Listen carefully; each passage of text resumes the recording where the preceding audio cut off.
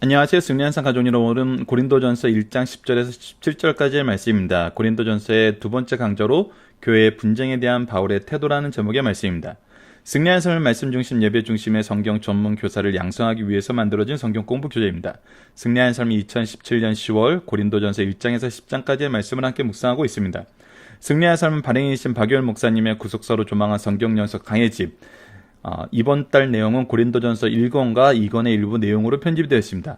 그리고 강의 집은 신약이 30권으로 완간된 이후에 구약의 완간을 위해서 계속 지금 현재 노력하는 과정에 있습니다. 최근에 완간된 것이 바로 소선에서 8권이고 올해 내에 창세기가 6권으로 완간되게 됩니다. 주달 주일로 업로드되는 위크스터를 통해서는 고린도전서 전체 구조를 보면서 이 각각의 중요한 파트 부분에서 우리에게 주시고자 하시는 말씀의 뜻이 무엇인지를 좀 더 구체적으로 살펴보는 시간을 갖고 있습니다. 그러면서 전체 말씀을 우리가 어떻게 봤을 때 이해가 잘 되는지 봤을 때 교회의 성장론으로 봤을 때 이것이 현대 교회에서 적용점이 굉장히 많다는 거 우리가 발견할 수 있습니다.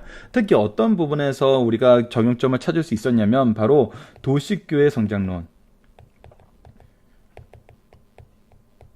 왜 그러냐면 바로 이 고린도가 가지고 있는 지리적인 위치와 이 정치적인 위치, 여러 환경적인 요소가 바로 굉장히 도시화된 이 교회 안에서의 모습, 도시화된 곳에서의 교회의 모습과 굉장히 일치감을 가지고 있었기 때문입니다. 그래서 이것을 지금 현대 이제 우리가 도시화된 이 교회 안에서, 도시화된 환경 안에서의 교회의 모습에 그 교회가 도시 안에서 어떻게 성장하는가, 그 성장했을 때 어떤 문제들이 일어날 수 있는가, 이 문제들을 우리가 어떻게 바라보고 어떻게 해결할 수 있는가,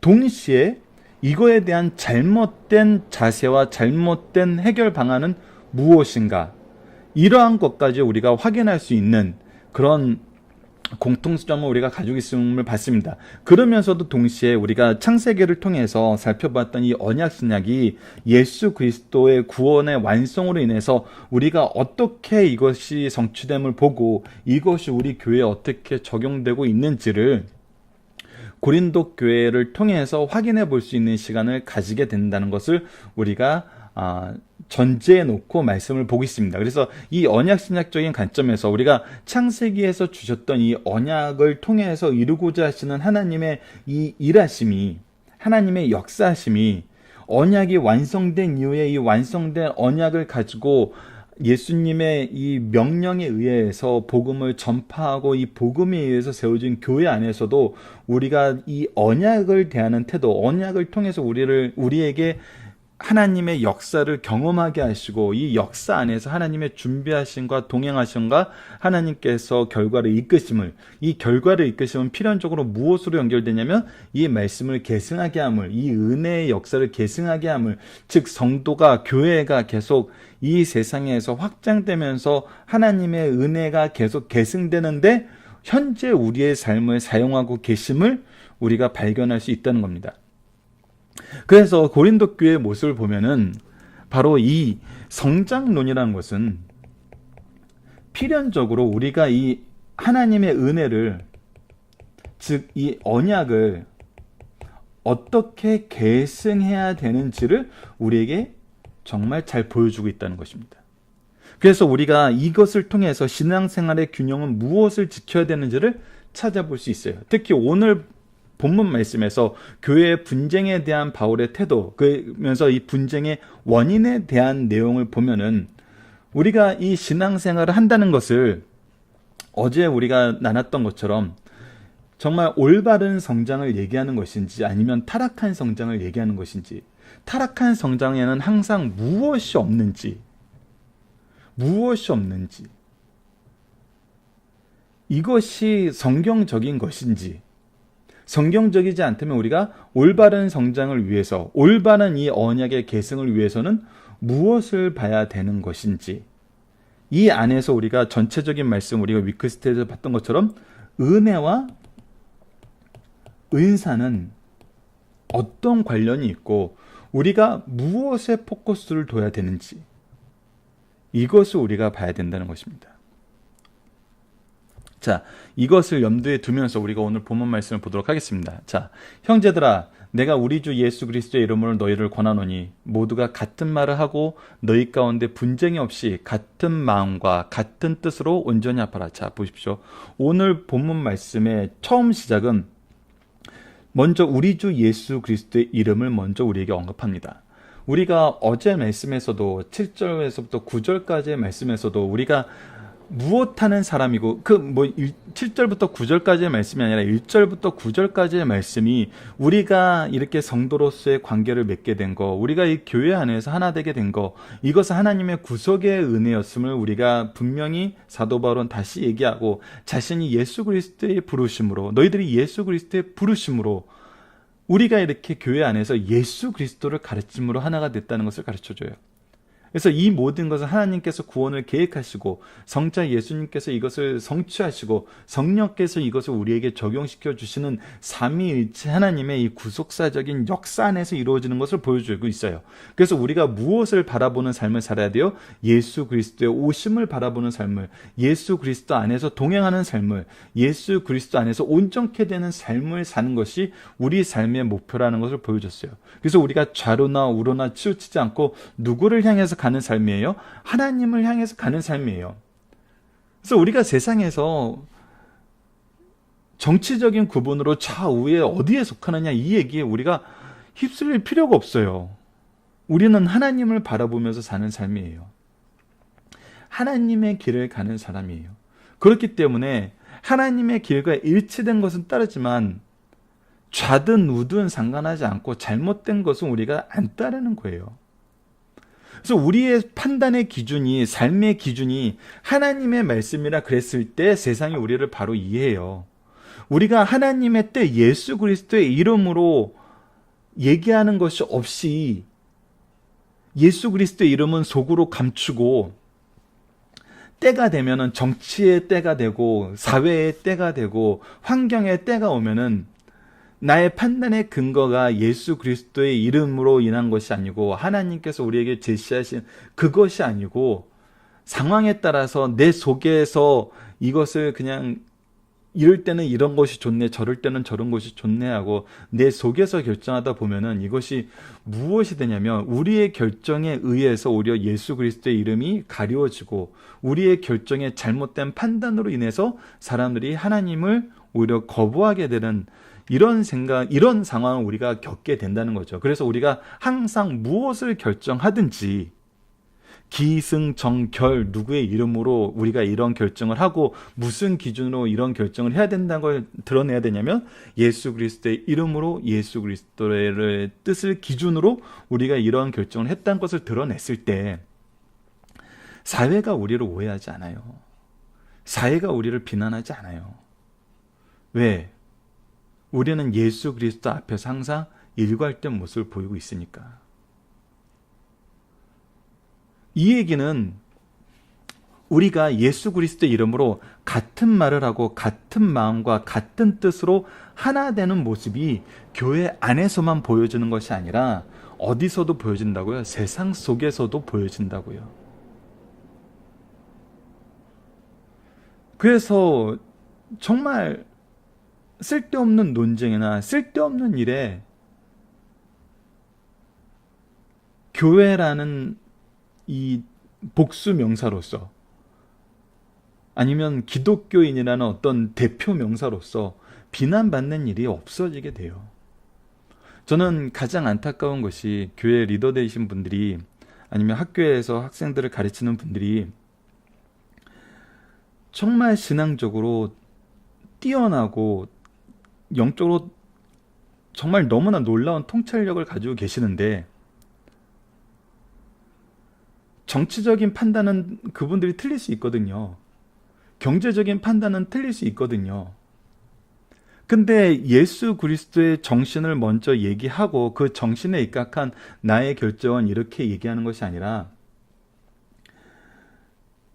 그냥 무조건 나의 결정이 옳은 결정이라고 이렇게 밀어붙였을 때 현실 가운데서 정말 일어나는 일이에요. 그분들의 잘못된 판단이 정치적으로, 경제적으로, 사회적으로 잘못된 판단이 결국 그분들의 신앙에 대한 그 영적인 통찰력과 성경에 대한 바른 해석까지도 의심하게 되는 경우를 굉장히 많이 보게 됐어요. 그렇기 때문에 우리가 항상 얘기해야 되고 항상 나타내야 되는 것은 주 예수 그리스도의 이름뿐이라는 거. 특히 우리가 누군가에게 직분자로서, 교회의 리더로서, 아니면 예수 그리스도의 복음을 전하는 자로 섰을 때는 예수님의 이름으로 얘기하는 것이 가장 좋다는 거죠. 제가 이 부분에 대해서 예전에도 한번 말씀드렸던 것처럼 미국에서 레리킹 라이브라고 이제 레리킹 씨가 이제 그 라이브 쇼를 할 때 어떤 목사님을 초대해서 이 동성애 문제에 관해서 이렇게 얘기하는 것이 있었어요. 그래서 막 이렇게 교회 안에서 뭐 카톨릭의 경우, 어느 경우, 뭐 정치적인 경우, 인권적인 경우, 뭐 사회적인 경우, 뭐 이렇게 해서 이제 토론자들이 이제 쫙 포진을 해서 그 목사님에게 이제 물어보죠. 목사님이 딱 시작을 할 때 뭐라고 시작하면 성경에서는 이라고 딱 시작을 해요. 성경에서는. 그래서 나는 성경을 기준으로는 나는 이 부분에 대해서 이렇게 생각합니다라고 얘기해요. 그러면은 주위에 있는 사람들이 끊임없이 반복적으로 물어보는 거는, 그러면 목사님 개인적인 생각으로는, 목사님이 사회적인 이 현상을 볼 때는 계속 이렇게 물어보죠. 근데 그 목사님이 딱 잘라서 얘기해요. 저는 목사이기 때문에 저는 성경에서 나오는 얘기 외에는 할 수가 없습니다. 그리고 저는 성경의 뜻이 진리임을 믿습니다. 이렇게 얘기했을 때 사람들의 반응은 무엇이었냐면, 이 목사들 뭐 이렇게 인격적으로나 상황적으로나 이렇게 너무 꽉 막혀서 이런 얘기가 나오는 것이 아니라, 도대체 성경이 무엇이라고 얘기하길래, 성경이 가르쳐준 내용은 무엇이길래, 예수 그리스도를 통해서 드러났던 그 복음은 무엇이길래 목사님이 저렇게 얘기하시나. 결국 그 자리가 복음을 제시하는 자리가 될 수 있었다는 거예요. 그래서 우리가 오히려 교회 안에서도 이런 문제가 굉장히 많다는 겁니다. 우리가 예수 그리스도를 나타내는 방향으로 가지 않고, 예수 그리스도의 말씀을 기초로 하지 않고 나아갔을 때는 너무나 많은 분쟁과 많은 부작용이 생기게 됩니다. 물론 때로는 그런 경우도 있을 수 있어요. 성경을 가지고 얘기하는데 때로는 내가 성경을 잘못 해석해서 잘못된 판단을 내리는 경우가 있을 수 있어요. 그런데 이때도 놀라운 건 뭐냐면요, 성경 말씀을 먼저 소개하고 이 성경 말씀의 근거로 해서 내가 이렇게 판단합니다 했을 때는 사람들이 나중에 알게 되는 거야. 저분이 성경을 잘못 해석하셔서 그런 판단을 내렸구나 라고 얘기를 하지, 성경이 잘못됐다고 얘기는 안 한다는 거예요. 그래서 우리가 말씀을 먼저 얘기한다는 것은 굉장히 중요해요. 그래서 사도 바울의 이 편지의 내용을 보면은 먼저 항상 우리 주 예수 그리스도의 이름으로, 그러니까 예수 그리스도가 중심이 돼야 되는 것을 먼저 항상 얘기를 해요. 그리고 예수 그리스도의 뜻과 예수 그리스도의 복음이야말로 우리가 하나 되게 하는 유일한 길임을 얘기를 해요. 그리고 유일한 길에서 끝나지 않아요.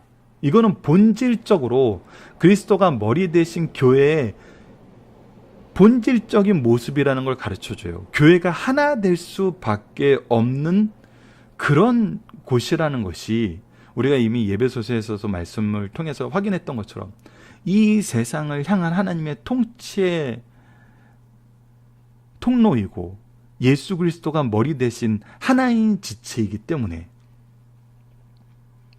하나님의 일하심이 나타나고 하나님이 세우신 곳이기 때문에 이곳이 하나 될 수밖에 없는, 태생적으로 본질적으로 하나인 곳임을 우리가 경험하게 된다는 거죠. 그런데 문제는 어디서 나옵니까?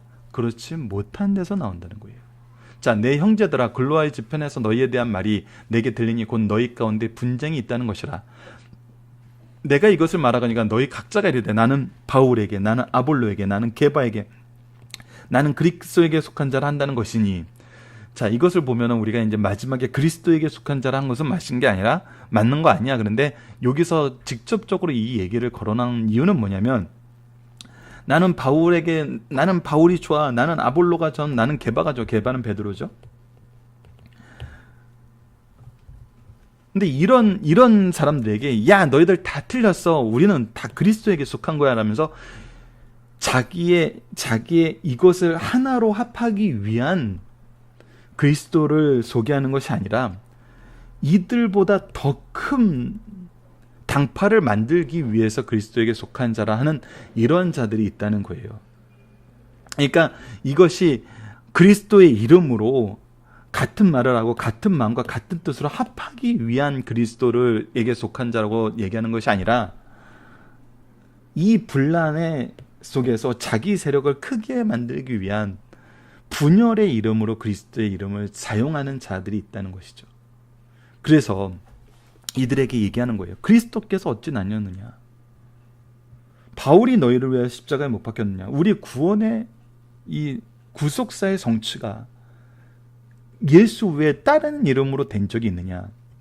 너희들이 믿음의 고백을 하는 이 세례가 예수 그리스도 외에 다른 이름으로 된 적이 있느냐? 이런 면에서 내가 오히려 더 다행스럽게 여기는 것은 무엇이냐면, 너희들이 내게 세례를 받았다는 것으로, 이 세례라는 것은 예수 그리스도의 속죄함의 은혜에 믿음의 고백이 함께하는 것인데, 너희들이 예수 그리스도의 은혜의 고백에, 이 은혜의 역사에, 이 은혜의 계승에 집중하는 것이 아니라, 나는 누구한테 세례를 받았어, 난 누구에게 세례를 받았기 때문에 누가 더 좋아, 나의 선생님은 누구야.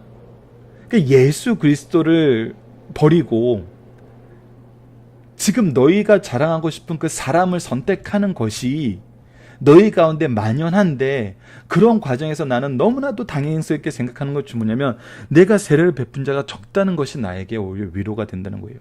너희들이 나의 이름을, 예수 그리스도의 이름을 거절하는 것에, 예수 그리스도의 이름을 더 작게 만드는 것에, 예수 그리스도의 역사를 기억하지 못하는 데 사용하는 그런 수단으로 사용되는 그 가능성이 적게 한 것에 다행으로 생각한다는 것이 바로 14절 이후의 말씀입니다. 나는 그리스도와 가요 외에 너희 중에 아무에게도 내가 세례를 베풀지 아니한 것을 감사하노니 이는 아무도 나의 이름으로 세례를 받았다고 말하지 못하게 함이니라. 우리가 누구의 이름으로 세례를 주냐는 거예요. 예수 그리스도의 이름으로 세례를 주는데, 누구에게 세례를 받았다는 것이 그 사람의 이름으로 세례를 받았다는 것으로 이게 오용되고 있다는 거예요. 내가 또한 스데바나 집 사람에게 세례를 베풀고 그 외에는 다른 누구에도 세례를 베풀지 않았는지 알지 못하노라. 그래서 우리가 주의해야 되는 건 뭐냐는 거예요. 집중해야 되는 건 뭐냐는 거예요. 17절입니다. 그리스도께서 나를 보내심은 세례를 베풀게 하심이 아니요. 이것이 정말 주의해야 되는 부분입니다. 오직 복음을 전하게 하려 하심이로되. 우리가 이제 주의 깊게 봐야 되는 거예요. 주의 깊게 봐야 되는 거예요. 주의 깊게 볼 때는 무엇이 중요해요? 균형이 중요해요. 여러분, 어제 말씀에서도 우리가 좌우로 치우치지 않고 하나님 안에서 우리가 균형 잡는 것이 신앙생활에서 굉장히 중요하다는 것을 배웠어요. 여러분, 이 신학의 역사를 보면요, 하나님의 뜻은 이 한 길이에요. 그런데 항상 신학적인 어떤 센세이션을 일으키는 상황이 나타나면은 이것이 어떻게 되냐면 이렇게 기울어요. 때로는 이렇게 너무 기울었다 그래서 어떻게 하냐면 또 이렇게 기울어요. 그래서 항상 양분되어서 싸워요. 양분되어서 싸우는데 되게 재밌는 것은 이렇게 걸쳐져 있다는 거예요. 걸쳐져 있다는 거.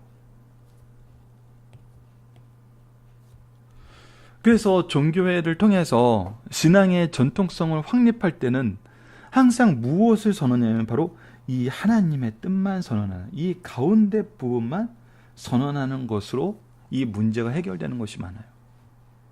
그래서 신앙은 항상 균형이에요. 말씀 안에서 균형을 잡는 거예요. 좌로나 우로나 치우치지 않고 항상 균형을 잡는 거예요.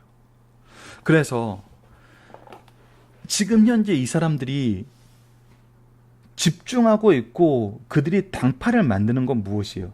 누구에게 세례를 받았냐? 세례를 받았더니 어떤 항상 이 내용은 같이 있어요. 외적인 형식과 내적인 핵심, 의미, 이 두 가지가 항상 있는데 지금 현재 이들은 무엇에 집중하고 있는 거예요? 외적인 형식에 집중하고 있는 거예요. 여러분은 교회 리더들이, 건전한 리더들이 항상 바라보는 게 바로 이거예요. 여러분, 외적인 형식은 항상 무엇으로 나타나요? 현대교회에서 어떤 모습으로 나타나는가요? 이것은 시스템적인 이벤트로 많이 나타나요.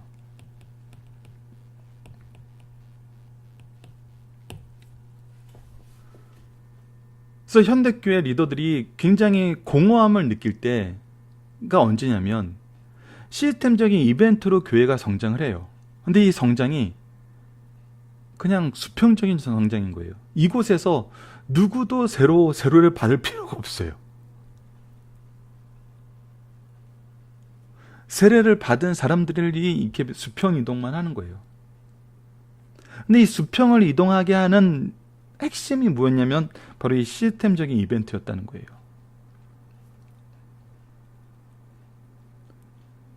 그건 내적인 의미가 전혀 살아나지 않아요. 이 복음의 의미가 무엇인지 나타나지 않아요. 예수 그리스도가 나타나지 않아요.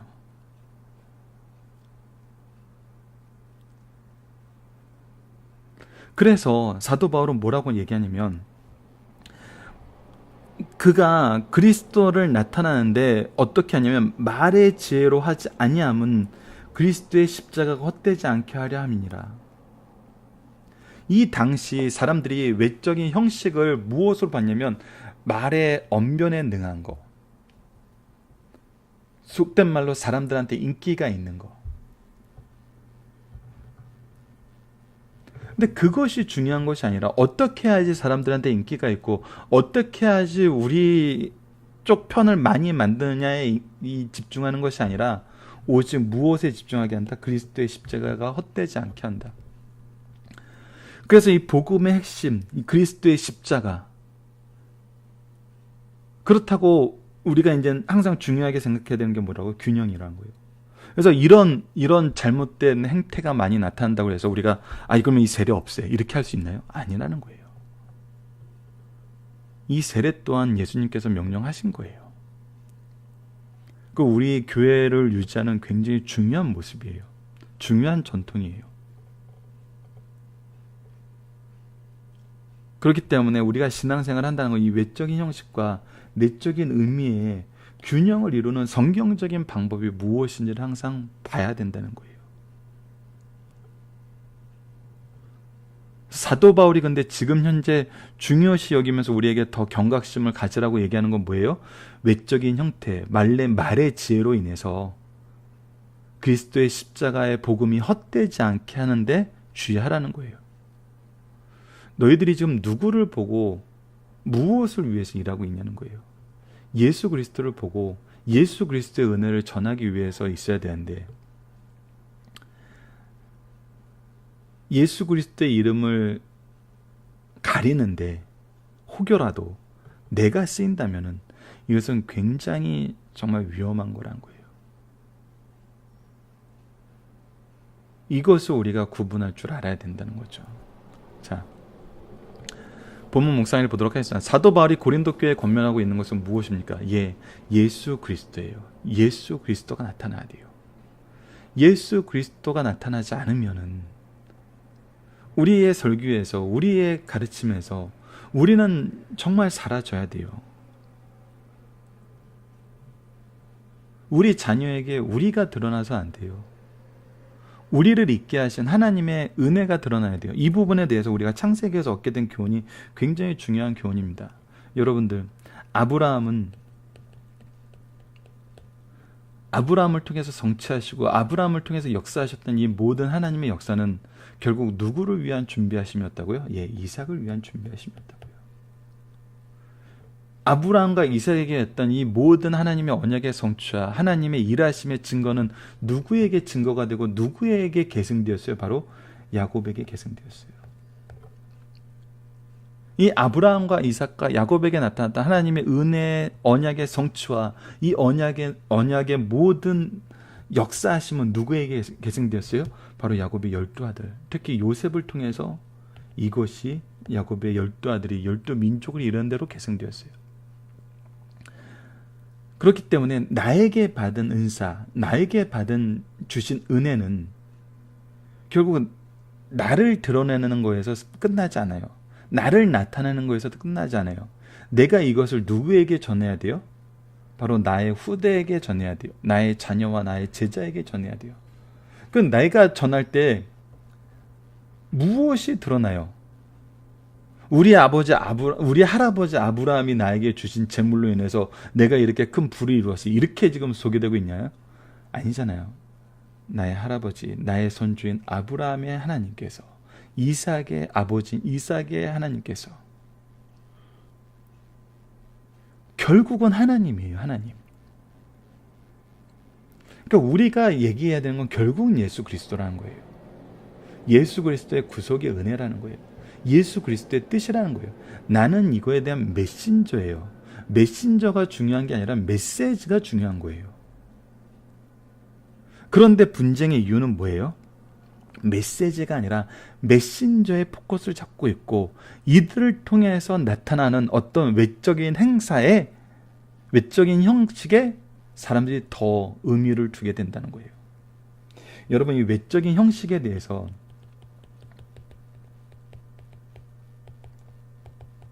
무서움이 있는데, 올해가 종교개혁 500주년이고 이제 종교개혁 500주년을 맞이한 이 루터의 종교개혁 사상에 대해서 여러분들과 올해 하반기서부터 강성성경연구원과 이제 같이, 여러분들은 이제 지금 현재 여러분들께서는 주로 승리한산 밴드를 이용하시고 많이 이용하고 계시는데, 물론 유튜브만 이제 보시는 분들은 크게 상관없을 거예요.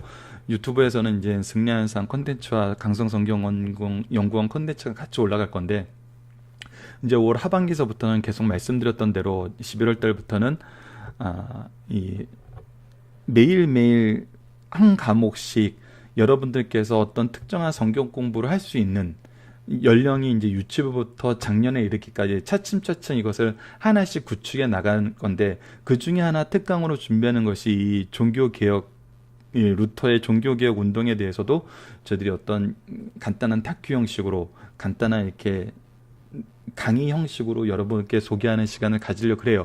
근데 이 외적인 형식이 교회 안에서 얼마나 무섭게 이 오용되었는지를 보여주는 것이 중에 하나가 바로 이 중세 시대까지의 교회의 모습이에요. 이 중세 시대까지의 교회의 모습, 교회사의 발달 모습, 그 암흑기의 형성을 보면은 항상 그 중심에는 누가 있었냐면 왕과 교황이 있었어요. 이 교황이라고 표현하는 것도 별로 안 좋아하시는 분들 많아요. 왜냐면 이 카톨릭을 어떤 이제 정통 기독교 신앙이 아니라 어떤 한 교리를 따르는 특이한 이 교회로 보기 때문에 이 모든 것을 다스리는 황제라는 표현보다는 교주 아니면 교조라고 얘기하는 편이 더 오히려 표현은 맞다라고 얘기하시는 분들 많아요. 근데 이제 현대에도 이제 교황이라는 표현을 쓰니까 여러분들에게 이해를 돕기 위해서 그냥 교황이라는 표현을 쓰도록 하겠습니다. 근데 이 왕권과 교권이, 여기서 교권도 이제 교회의 권위가 아니에요. 교황의 권위예요. 교회는 예수 그리스도가 하나 중심이 되는 곳인데, 중세 시대에는 무엇이 중심이 되었냐면 교황이 중심이 되었어요. 암흑기 시대였죠. 그래서 항상 이 분쟁이 있었어요. 권력에 대한 분쟁. 근데 세상적인 부분으로 보면은 여러분들 왕이 다 가지고 있어요. 정치권 가지고 있죠. 군사권 가지고 있죠. 경제권 가지고 있죠. 교회가 가지고 있는 것은 정말 어느 정도 이 군대와 경제권과 정치권을 가지고 있었지만 굉장히 제한된 것이에요. 그래서 이들이 이 제한된 자신들의 권력을 가지고 왕을 컨트롤하는데 무엇을 썼냐면 바로 성찬이라는 제도를 썼어요. 중세시대 사람들의 믿음의 잘못된 믿음 중에 하나가 뭐였냐면, 그래서 종교개혁이 이루어질 수밖에 없었어요. 이루어져야 됐고, 유럽을 보면은 여러 나라가 있잖아요. 그 나라마다 쓰는 말이 다르잖아요. 그런데 모든 예배는 라틴어로 예배를 드리고 있었어요. 그러니까 일반 라틴어 공부를 안 한 사람은 그 예배가 무슨 의미인지 몰라요. 찬송가를 불러도 찬송가가 무슨 뜻인지 몰라요. 설교를 들어도 설교가 무슨 뜻인지 몰라요. 성경 봉독을 해도 그 성경이 무슨 뜻인지 몰라요. 유일하게 그들이 의미를 알고 참여하는 것 딱 하나가 있었는데 그것이 바로 성찬이에요. 그래서 성찬에 대한 잘못된 오용된 이 잘못 해석된 신앙이 무엇이냐면, 세례교인이, 그 당시에는 다 세례교인이죠. 나라의 국교가 카톨릭이었으니까 세례교인이 성찬을 못 드리고 그 주에 죽으면은 지옥에 간다는 그런 잘못된 교리가 있었어요. 그런데 이 성찬에 대한 금지권을 누가 가지고 있었냐면 바로 교황이 가지고 있었어요. 근데 왕이 자기 말을 안 들어요. 왕이 자기에게 반대되는 입장을 취해요. 그랬을 때 교황이 그 나라에 성찬권을 금지시켜 버립니다. 그러면 사람들이 어떻게 되겠어요?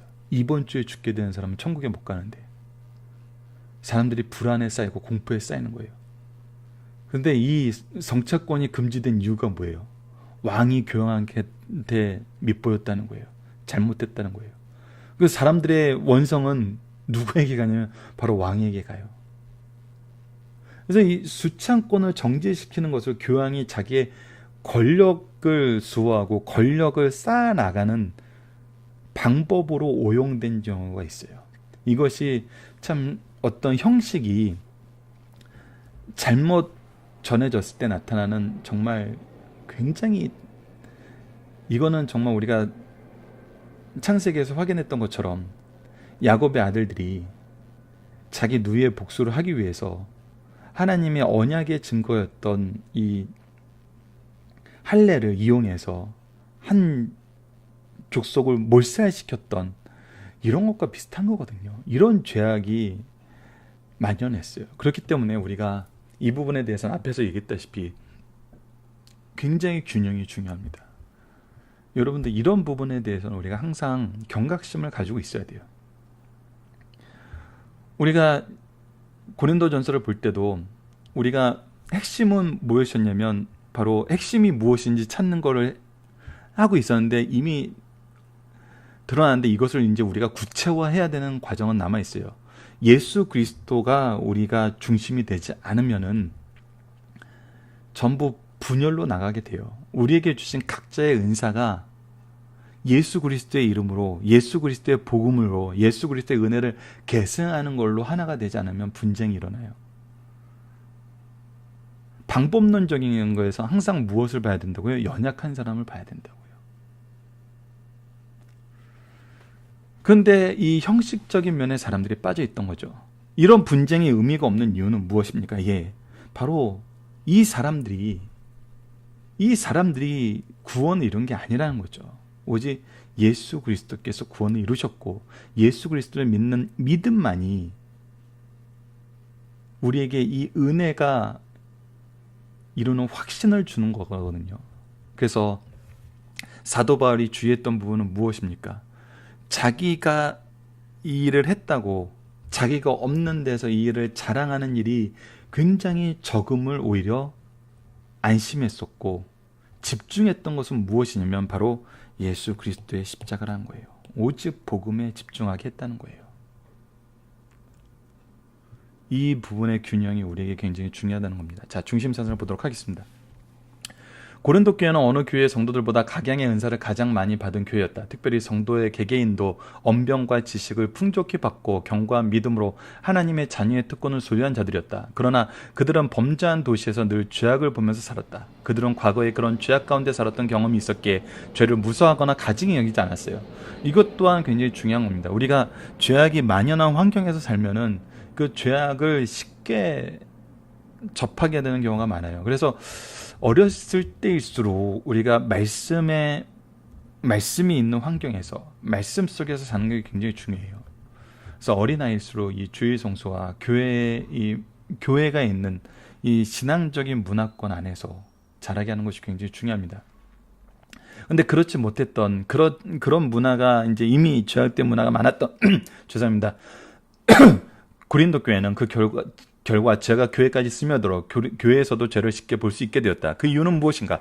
예수 믿고 예수 그리스도의 십자가의 공로로 구속함을 받아들였음에도 불구하고 죄가 얼마나 무섭고 심각한 것인지 깨닫지 못하고 죄를 멀리하려는 회개의 아픔이 없었기 때문입니다. 또 고린도라는 도시의 빛이 되어 어두운 죄악 세상을 밝히고 소금이 되어 저희들의 죄악을 없애야만 하는 자기 사명을 감당하지 못하고 믿고 부흥받는 것만 즐기다가 과거의 죄악으로 되돌아갔기 때문입니다.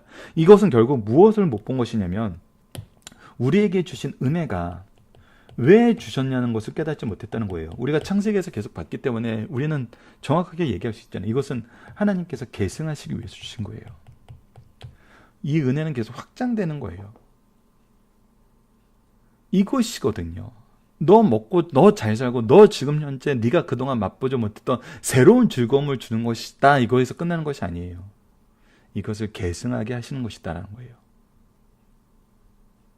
그래서 계승하게 하라는 이 큰 흐름에 하나님의 이 구속사적인 역사의 흐름에 우리가 동참하면은 분열이 있지 않아요. 이 큰 흐름에서 예수 그리스도의 이름으로 예수 그리스도의 이름을 향하여 예수 그리스도의 오심을 향하여 우리가 가게 되는데 그렇지 않으면 지금 이 자리에서 자기의 의를 쌓다가 하나님의 의를 거부하는 상황에 빠지게 된다는 것입니다.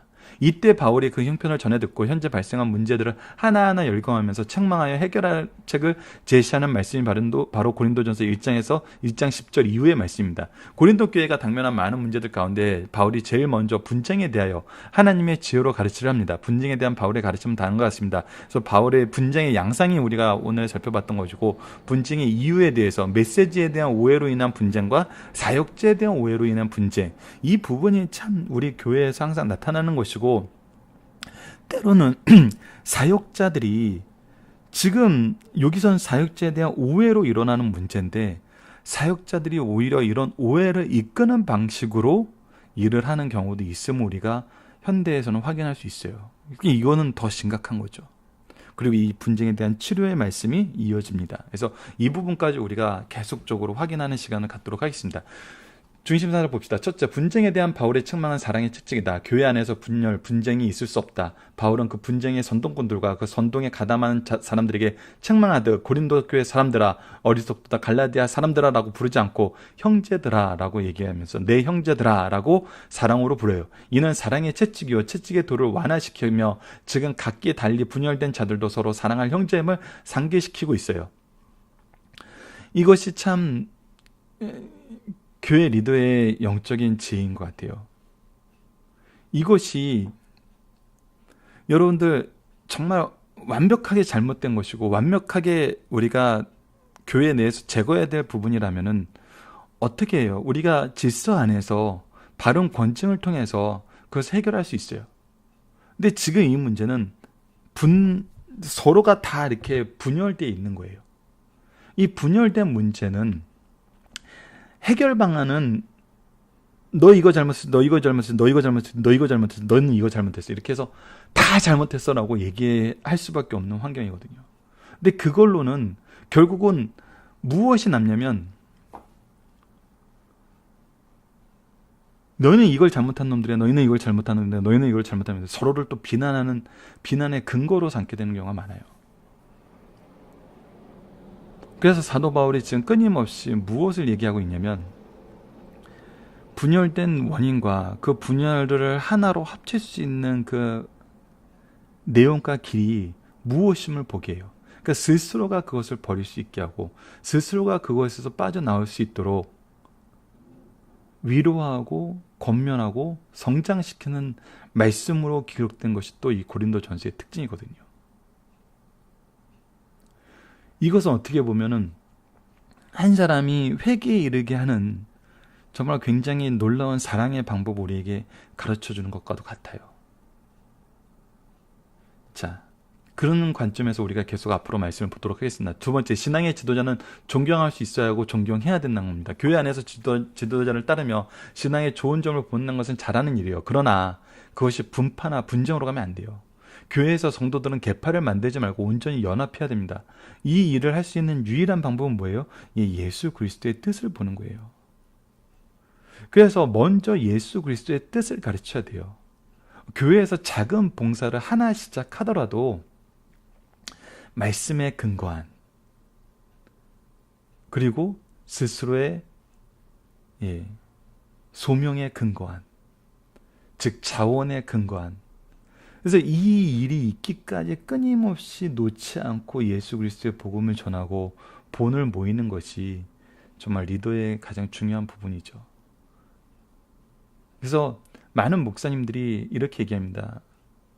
목회자는 신학적인 지식으로 하는 것이 아니라, 즉 언변으로만 하는 것이 아니라 인격으로 한다고 얘기해요. 이 모습의 가장 좋은 모습을 보여준 것이 바로 예수님이었어요. 예수님은 다른 사람이 기도하지 못하고 쓰러져 있을 때도 기도하셨고, 다른 사람이 쉬고 있을 때도 기도하셨고, 다른 사람이 멀리하고 싶을 때도 다가가서 수고하셨어요. 사랑의 수고를 아끼지 않으셨어요. 예수님이 우리에게 가르쳐 주신 부분은 바로 이러한 부분이거든요. 그래서 교회 안에서 다양성을 인정하나 그리스도 안에서 조화와 연합을 이루라고 명령하신 말씀입니다. 그래서 우리가 누구를 본받는 사람이 돼야 돼요? 예수 그리스도를 본받는 사람이 돼야 돼요. 이것은 교회 안에서 굉장히 놀라운 역사로 작용합니다. 때로는 리더가 부족한 부분이 있어도 교회가 정말 영적으로 성장하는 것은 교인들이 리더를 본받는 삶을 사는 것이 아니라 예수 그리스도를 본받는 삶을 살 때 교회는 발전하게 되는 것을 우리가 보게 돼요. 이것은 분명한 부분입니다. 그리고 사람들도 그것을 요구하게 돼요. 리더에게. 예수 그리스도를 아는 지식을 더 갖고 싶어하고, 예수 그리스도를 담는 삶의 모습을 더 배우고 싶어하고, 그것을 말씀과 삶 속에서 함께 배우고 함께 공유되고 함께 계승되는 것, 이것이 바로 교회의 조화와 연합의 모습이거든요. 자, 세 번째입니다. 내가 누구에게 세를 받았는지 늘 기억하면서 세례 준 주의 종을 존경하는 것은 바른 태도이다. 그러나 고린도 교회는 누구에게 세를 받았는지를 따지면서 분열하였어요. 이것은 복음의 의미는 멀리하고 형식에 너무나 집중한 모습이거든요. 세례는 성례예요. 거룩한 의식인 세례를 가지고 분열의 원인으로 삼은 고린도 교회 성도들이나 할례를 이용하여 범죄의 도구로 삼은 야곱의 아들인 시몬과 레이는 큰 잘못을 한 거예요. 아까 중세시대에서도 얘기했던 대로 이건 동일한 잘못이에요. 이렇게 신앙, 성직, 직분을 이용하여 범죄하는 일은 보통 범죄보다 더 큰 죄악이라는 사실을 보여줘요. 그래서 교회 리더들이 굉장히 주의해야 되는 게 무엇이냐면, 무엇이 죄인지를 깨닫지 못하는 경우가 많아요. 특히 여러분들은 이 부분을 바로 볼 수 있는 어떤 영적인 눈은 교회 리더에 속하신 분들은 항상 이 부분을 봐야 돼요.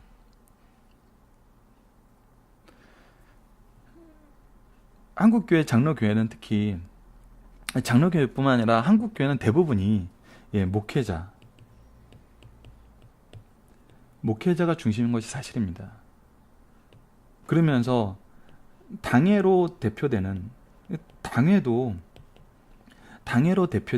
교인인 거거든요. 그리고 또 한 축에가 뭐가 있냐면 교육자가 있어요.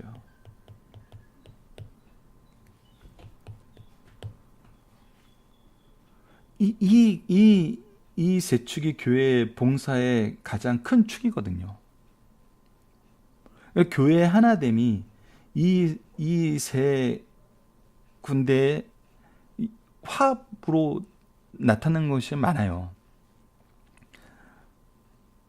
그러면은 이 서로가 서로의 관계가 예수 그리스도 안에서, 성경 안에서 가르쳐주는 올바른 동역자의 관계인지, 올바른 교회의 모습인지를 우리가 봐야 되는데, 대부분의 가장 약한 부분이 바로 이 부분이에요. 당회와 부교육자의 관계, 목회자 부교육자의 관계.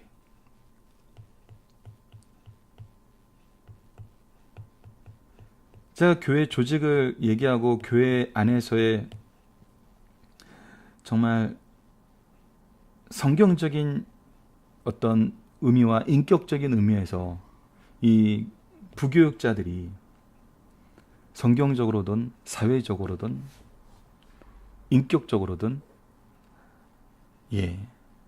알게 모르게